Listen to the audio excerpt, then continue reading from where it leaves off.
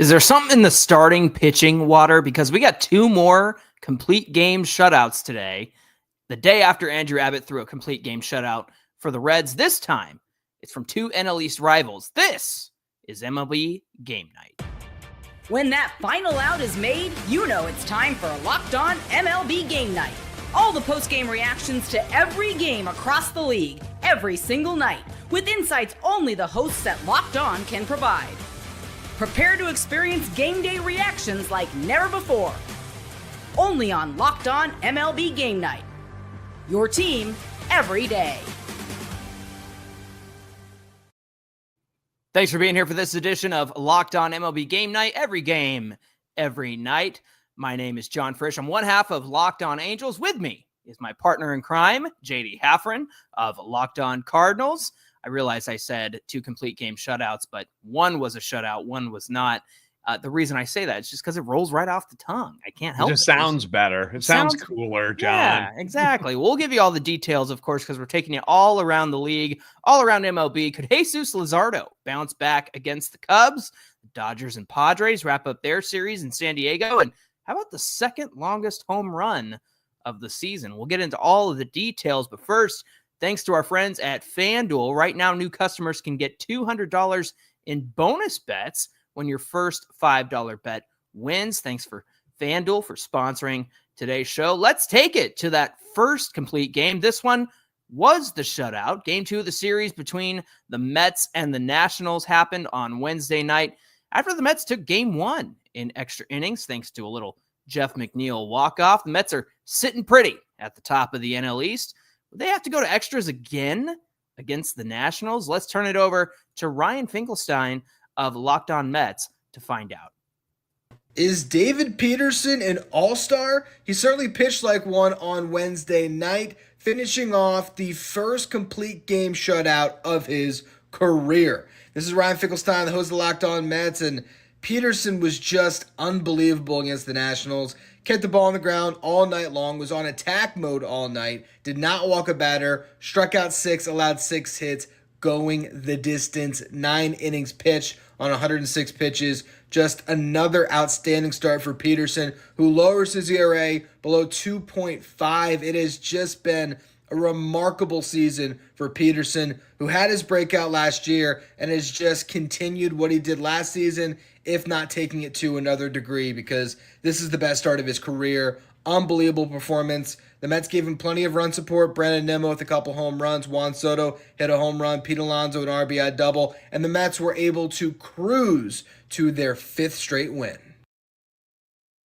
Yeah, great stuff there from David Peterson. Again, that first career complete game shutout. Now, he's someone who has gotten better year over year, as Ryan mentioned. But we're going to turn it over to Ryan Clary. I have a little homerism hate going on here because obviously he's of Locked On Nationals. And, well, these two teams are division rivals. So let's take it over to Ryan Clary, who thinks maybe it was less David Peterson and more the Nationals' bad offense right now. You're watching this right now. It means Washington Nationals offense is really good. No, I'm just kidding. They got shut out tonight against the New York Mets. And it's official. This offense is not getting the job done. I'm Ryan Clary from Locked On Nationals, and the Nationals lose tonight 5-0. David Peterson tossed his first career shutout complete game against Washington Nationals. And listen, I'm not going to hot take this thing, but the Nats offense, it's not good right now. Peterson is a great pitcher, but he is not that good. This Nats offense simply could not get it done. And while we're at it, Ricky Gutierrez, third base coach for the Nationals, I'm done with it. What was that send late in the game? I can't take it anymore. It's not fun watching this team right now. And unfortunately for us, this just might be the sign of times. Yeah, not fun being on the other side of a complete game shutout because, JD, there's something to be said about being a starting pitcher, pitching for the Mets, being in that rotation. You got all the money in the world for, development and helping these guys out. I think they've made some really good investments in starting pitching, and they've made a lot of guys better, haven't they? Yeah, and I think you got to give some credit to Jeremy Hefner, who's their pitching coach too. Yeah. Like he's been there while these guys, when you see these guys get turned around, he's right there at the forefront of it. So throw some love over to him. But yeah, David Peterson, 2023, you got a 5.09 ERA, currently a 2.49. I thought it was funny that Ryan's throwing shade at the guy that just shut him out. Yeah. Well, okay. Sean Manaea lost his full-time starting role with the Padres and the Giants. You remember him when he was pretty good with the A's back in the day. In 2024, 12-6, 32 starts, 3.47 ERA with the Mets. I remember he lowered his arm angle was a big difference maker for him last year. Hasn't been able to get on the field yet this year, but they're anticipating his return.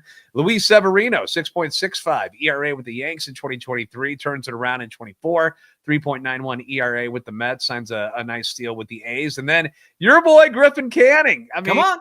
Wasn't very good. Gave up the most earned runs in the league last year with the Angels, but this year a lot better, pitching to a 3.22 ERA with the Mets. So whatever they're doing, and it's something different for everybody. It's not like there's one thing that just changes all these guys around, but they're just able to find different ways to improve these guys, and they're thriving. Yeah, it's great that you mentioned the pitching coach too, because again, Griffin Canning, his four-seam fastball was terrible with the Angels, and they've made him ditch that. And I think that's why he's had a lot of success with the Mets this season. And I'm sure it drives the other teams that these guys used to play for nuts, that they're like, oh my gosh, one simple, how did we not see that? Well, and Angel fans were screaming about that all last year, like, get Canning away from that dirt poor fastball, and it just didn't happen. Is that what you would call it? Dirt poor? Is that the word you would use? This is a family show. I can't use the words that we want to. Let's take it to the second complete game of the day. The Braves and the Brewers split the series so far behind some good pitching. That Chris Sale go for the Braves and get the win on Monday. Quinn Prester held the Braves quiet on Tuesday. Well, Jake's going to let us know from Locked On Braves if we had another strong pitching performance, and I think the answer is yes.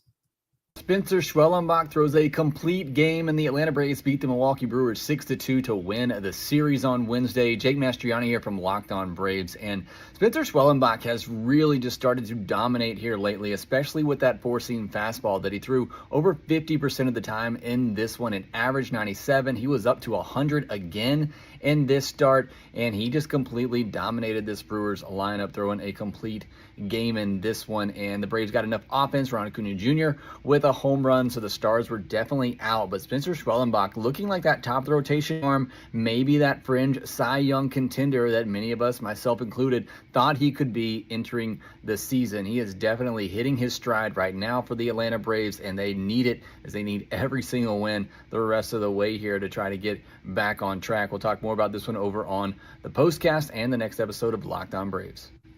Would he be hitting his Spencer stride? Come on. Yeah, the only blip on the radar for Schwellenbach in this one was just a solo home run to Rhys Hoskins. Man, I love having Schwellenbach on my fantasy team, getting that CG category, which is very rare these days. The Braves have the 7th best starting rotation in the National League, behind the Phillies, ahead of the Cubs.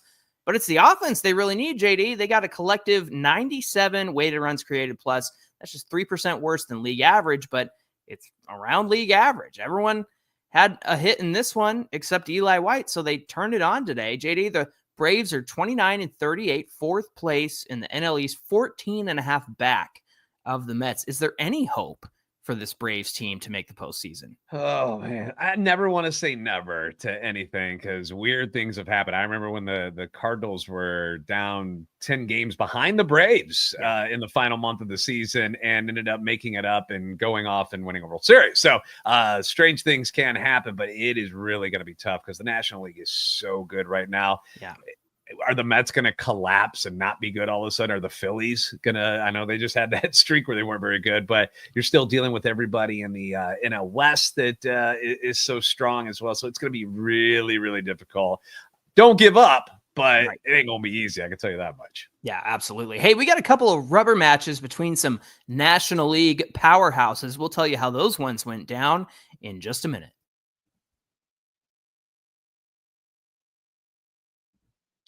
Today's show being brought to you by FanDuel. The NBA Finals are here, and FanDuel makes it easy to stay in the game before tip-off and live while things are going on. With player props, performance trends, and same-game parlays, fans have more ways than ever to play smart and then win big. With FanDuel, you get to decide which players are showing up for the biggest moments and how you can track their trends, help you build your next bet, and FanDuel will help you combine the live prop bets, which are so much fun to do, mid-game based on how the action unfolds. And maybe while you're watching, you got to read on somebody who's you're starting to feel is heating up just a little bit.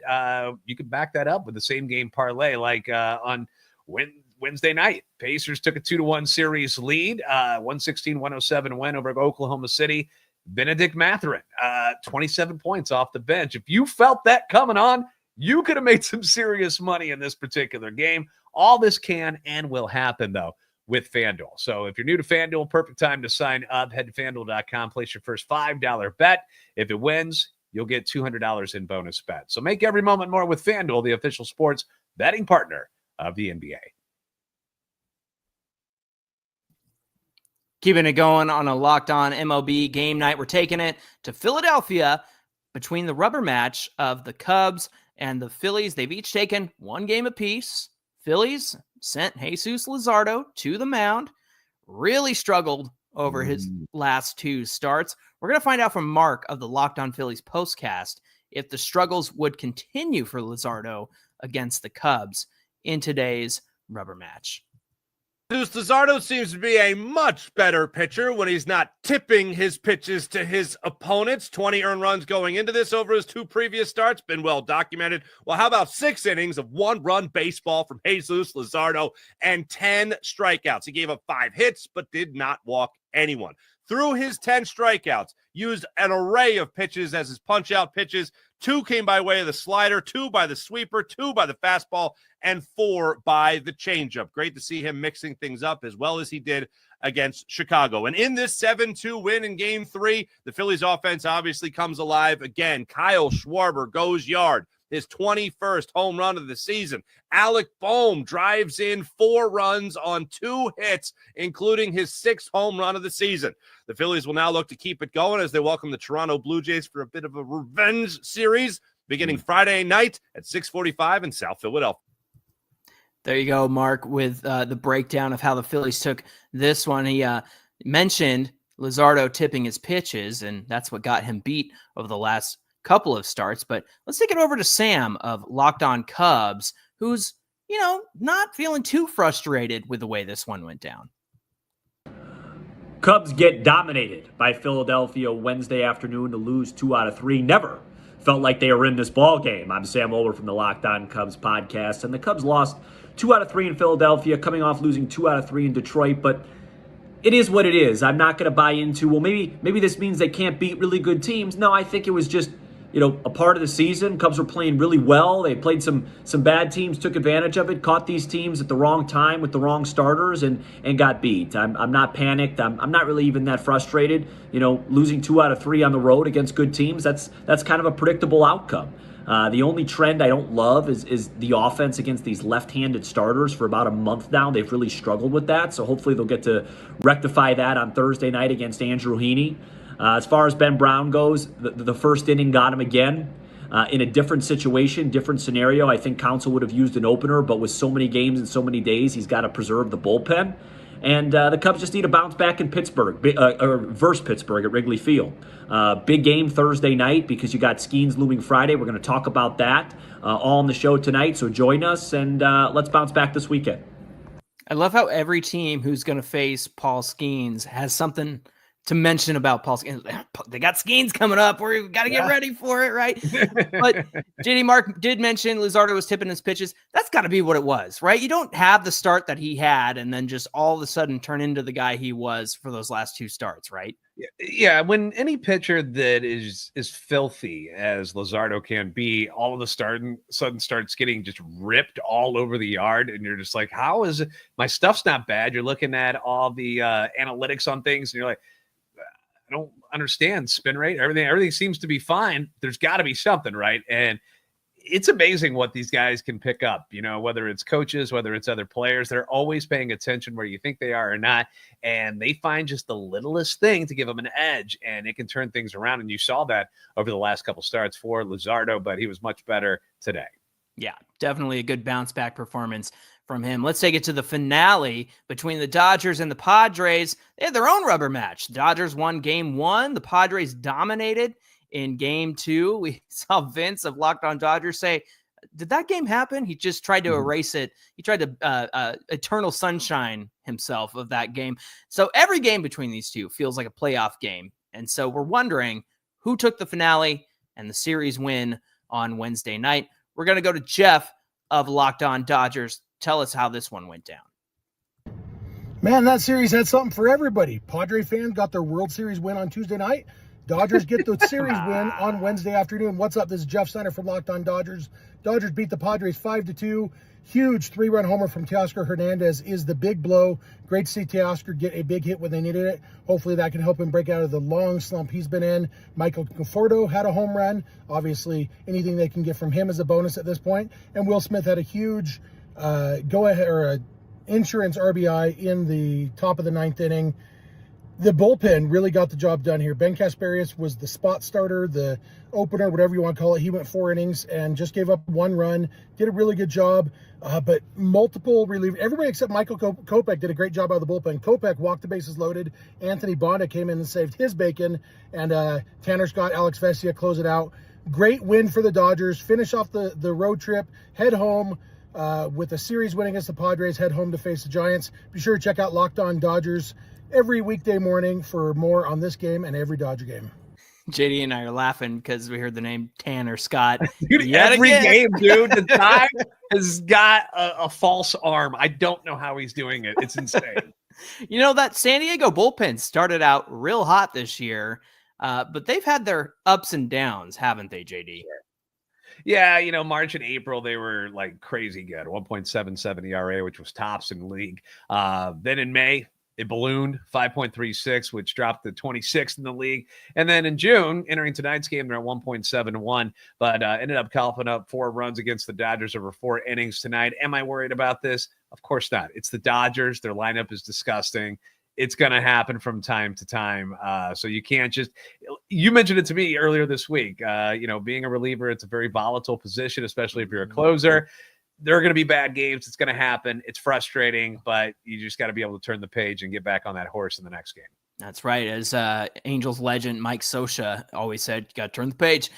We go to Cleveland, where the Reds meet the Guardians for a series finale. Now, the Reds did take this series already against the Guardians on the back of Andrew Abbott's complete game shutout from yesterday. Could the Reds complete the sweep, continue the power outage going for Cleveland? Well, we turn it over to Justin of Locked On Guardians to find out if they could get it going again. Let's hear from Justin right now. And the runs has never felt so good, especially when your diet has consisted mostly of goose eggs lately. This is Justin Latta from Locked On Guardians. The Guardians got a big win over the Reds to finish off the Ohio Cup, even though they lost the Ohio Cup with 11 runs on Wednesday afternoon, or 2 less runs than the Guardians have scored in their last 5 games. Hopefully they didn't waste all those at once and they have some save for their West Coast trip, but they did get a grand slam from Carlos Santana, who hit a grand slam and a home run on his 15th anniversary of his Major League debut. He's been fine this year. Lane Thomas had 3 hits in his first home run of the year. That was important because the Guardians really need Lane Thomas to get it going for this offense to start showing some signs of life. Stephen Kwan didn't play. Jose Ramirez only had 1 hit in this game. So the fact they were able to score 11 runs without those 2 really doing a lot of heavy lifting is a good thing. And they really need it because they've got an off day on Thursday. So important to get a win before the off day and a trip to the West Coast, where they're going to play 9 games in Seattle, in not Sacramento, and San Francisco. So you want to get that win and get the offense going before you go out there. Hopefully it's a sign of good things to come. We'll chat about that on Locked On Guardians, wherever you get podcasts. Make sure you are tuned in every day. Wow, having the runs. What a pun. That was fantastic. that was worse than the one I did earlier. JD, do you buy into the, hey, save some runs for the other games, because the Guardians won this one 11-1, as Justin mentioned, but does it feel like that to you sometimes, even with your Cardinals? I pile it on, dude. I don't care how you score the runs. Just keep them coming at all times is how I feel about it. But it is a saying that we always say, because you're like, when it's a game that's clearly in hand and then you just keep piling on, you're like, okay, all right, take the foot off the gas a little bit, save a little bit for the next game. But whatever. Yeah, absolutely. So the Yankees, they got the offense. The Royals, they got the good pitching. Which one is going to give in Wednesday's game? We're going to talk about that coming right up.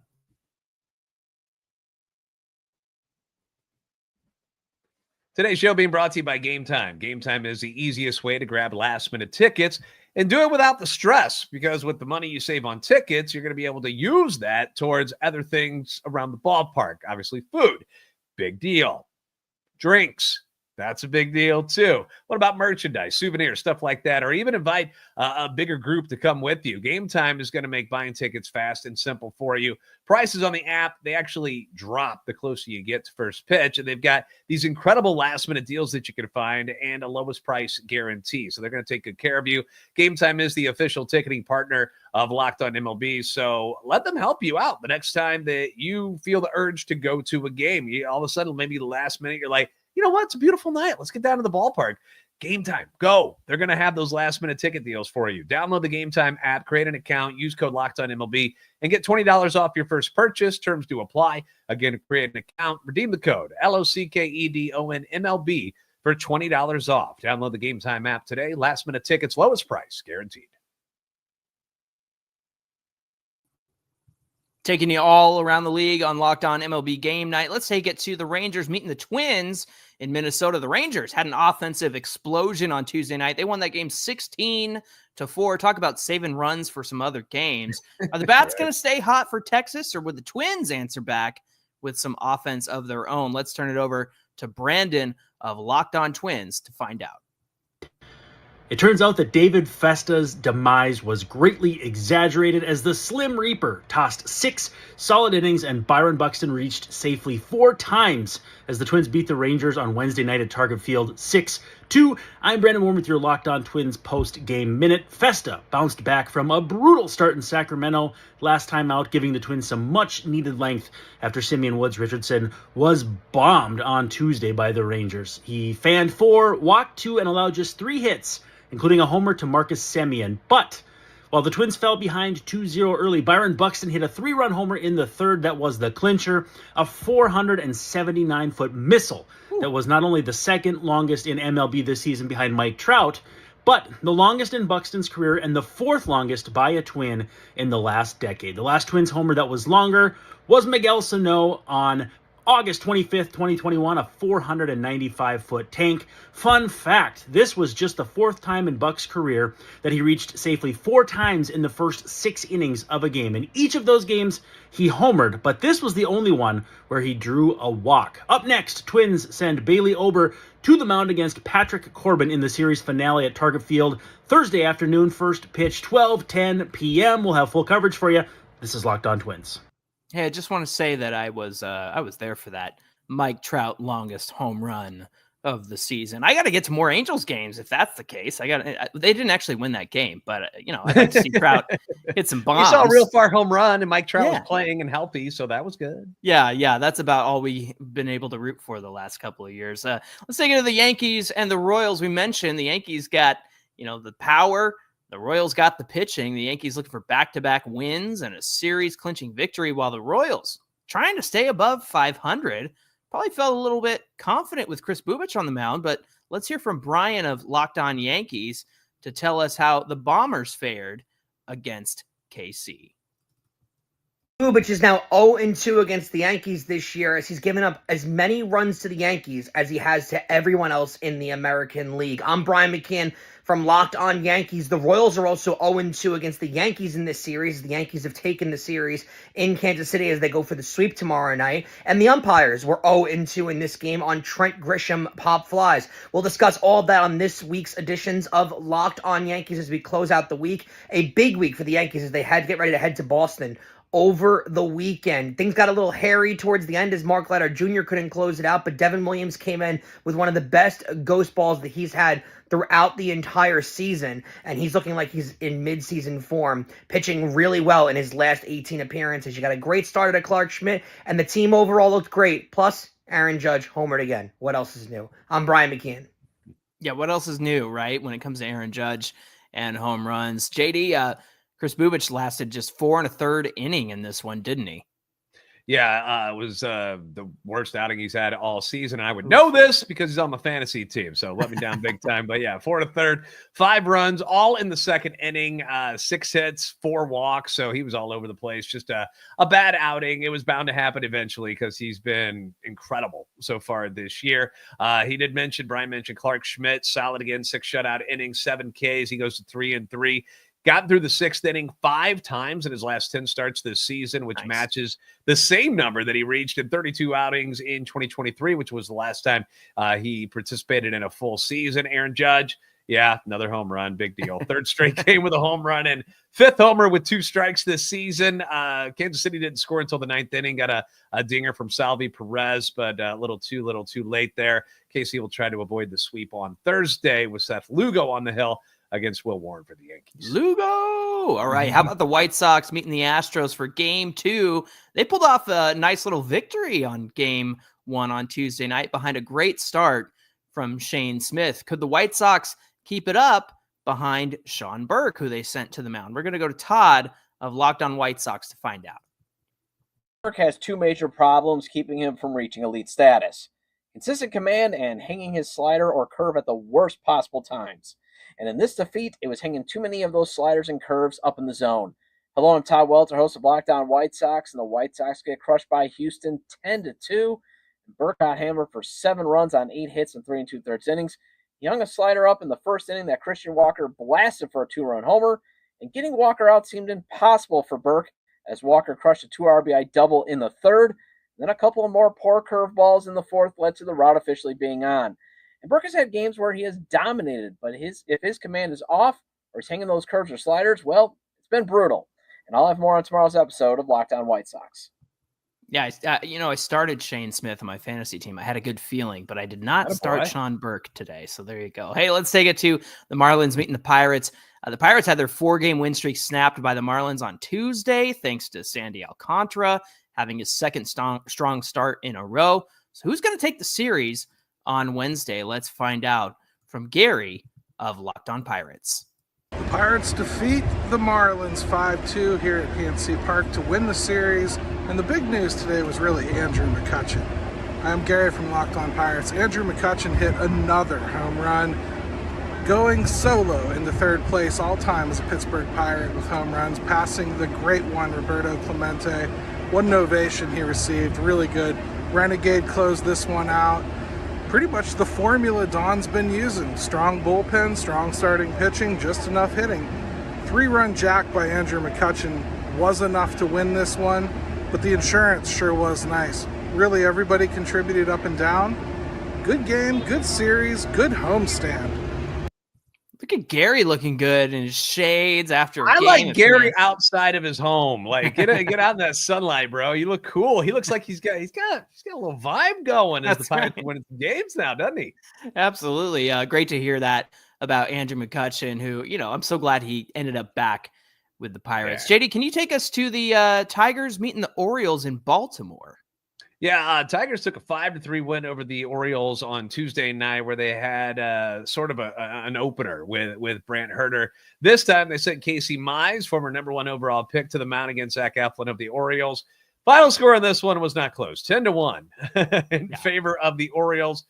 It looks worse than it was. Right. Bo Brisky surrendered 5 earned runs in a third of an inning in the bottom of the 8th. But, Eflin, Aiken, Baker, Soto held the Tigers to just the 1 run throughout the entire game, which is not an easy thing to do because Detroit's got one of the best lineups in baseball, just up and down. There's just constantly somebody that's just a pest.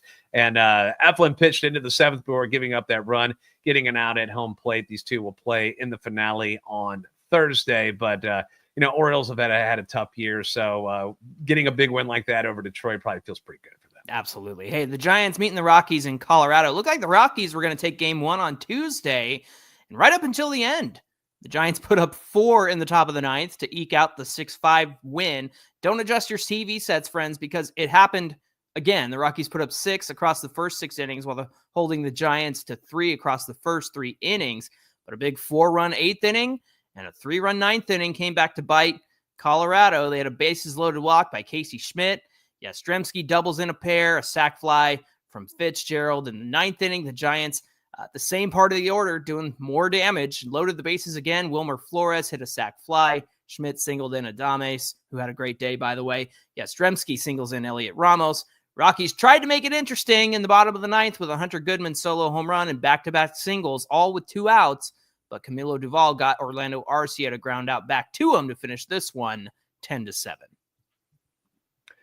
Rays at Red Sox. One of Boston's top prospects. Stop me if you've heard this already. One of their top prospects had a game to remember, but it was not number 1 prospect Roman Anthony. No.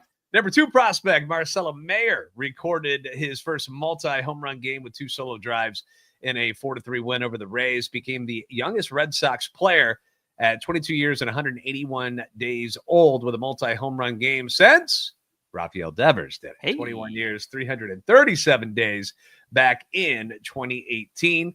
The Red Sox had 4 solo home runs on Wednesday en route to taking back-to-back series for the first time since early May. Mayer got 2. Jaron Duran hit a first pitch leadoff home run, and Abraham Toro got 1 in the 5th inning. It was his 2nd home run in the last 4 games. Walker Buehler was very good. For Tampa Bay, Yandy Diaz hit his 10th home run, drove in 2 in the losing cause.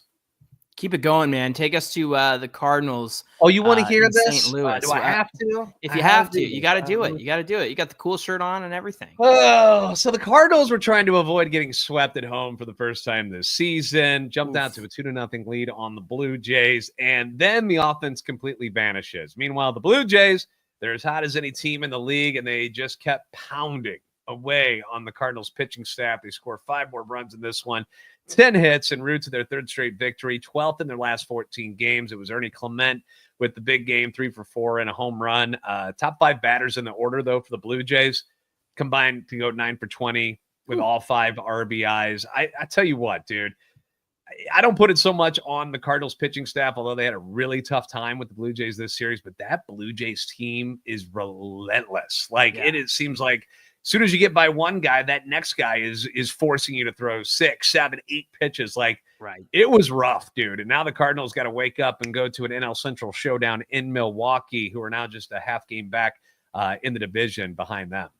Whew, yeah, the Blue Jays, if they can put that offense together, man, they can. They were awesome. Around. It was a clinic put on by Toronto in this series. Hey, shout out to Michael in the comments who says, light up that halo, because the halo was lit for the Angels today. They completed the sweep 6-5 over the A's. They got all 6 runs in the 6th inning, and they bat around the order. Joe Adell hit a 2-run homer for some insurance.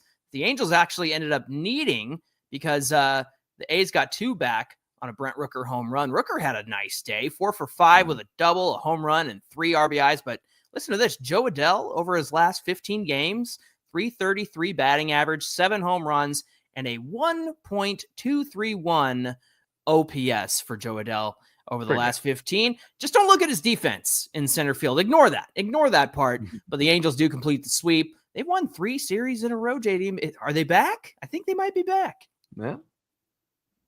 We'll see. Final game of the night, Mariners at the Diamondbacks, and the D-backs complete the sweep of the Mariners in the desert. You had a Spaceball reference here, combing the desert. if it's a sweep in the desert. Spaceballs, which I know is ancient movies now. This is back in VHS era when that one came out, but still very, very funny movie. So Comb the Desert. The Mariners had the early 2-0 lead, but Eugenio Suarez, what a season this dude is having. Yeah. A grand slam off Brian Wu. Wu stayed in and surrendered a solo home run to Pavin Smith.